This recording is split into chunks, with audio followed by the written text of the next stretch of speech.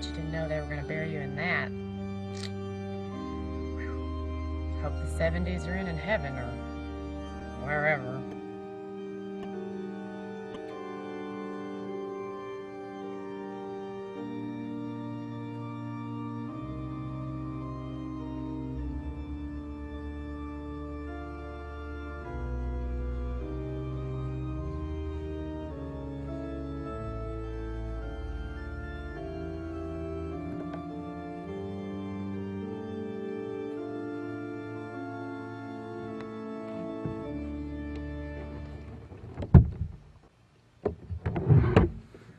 Whoa, so you're dead. Now what?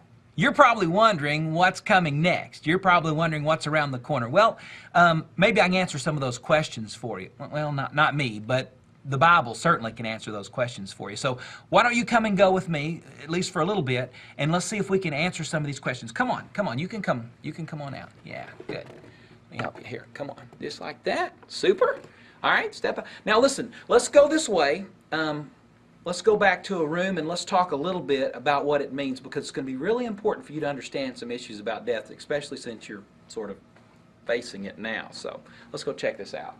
You may be wondering why we're going to discuss and spend some time on the topic like death. Well, one of the primary reasons is what you believe about death and what you believe about eternity will dictate the way you live. I mean, quite honestly, the atheist believes that after this life is over, you turn back to the dirt, you're going to go back to the ground, and you just end. You're going to live a certain way if that's what you believe the end is going to be. Islam believes that if you live a certain way, if you do enough good deeds, that you're going to go to this place called paradise. Some people believe that you're going to go to a place called purgatory, and you could actually be prayed out of that, and you could go to a better place. Some people even believe that when you die, you're not actually even dying. In fact, you're going to be transplanted in another body. You're going to come back as a tree or a dog or whatever. You're going to come back as something else. There's a whole lot of ideas about death. And let me say this. What you believe about death dictates how you live. That's why it's a critical teaching. And let's spend just some time adventuring through this and see what God says about death, because He has a whole lot to say about death. What do we know about death? Well, there's several things that we know for certain. The first one is this, is that death is certain. 100% of all people that live so far have died, and that's just part of it. There's only one group that's going to escape death in that way, and that's those who are here when the Lord Jesus returns. Hebrews chapter 9 and verse 27, it tells us that it's appointed for man to die once, and then the judgment. So it is for certain. You won't escape it, and it doesn't matter how much you run on the treadmill or how little you weigh or how your diet is. It doesn't matter what your genetics are. It doesn't matter what your lineage is. The reality is that we're all going to die. That's part of it. So we know for sure that death is certain. So young.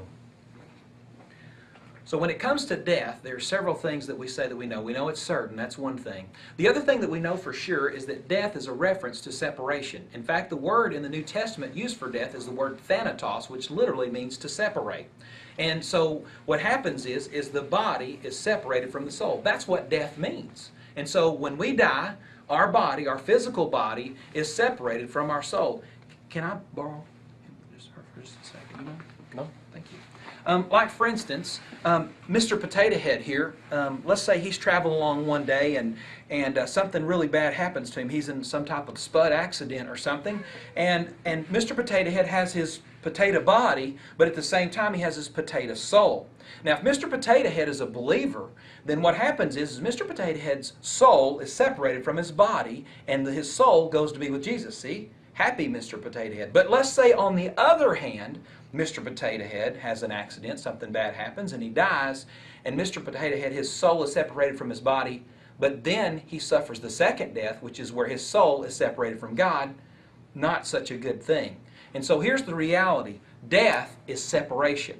It is when our soul is separated from our body.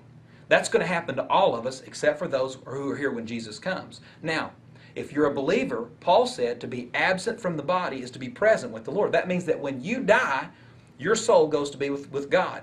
One day, Jesus will come. He'll return with us. He'll resurrect our bodies. He'll put our soul back with our body, like that, and then we'll live forever in a glorified body.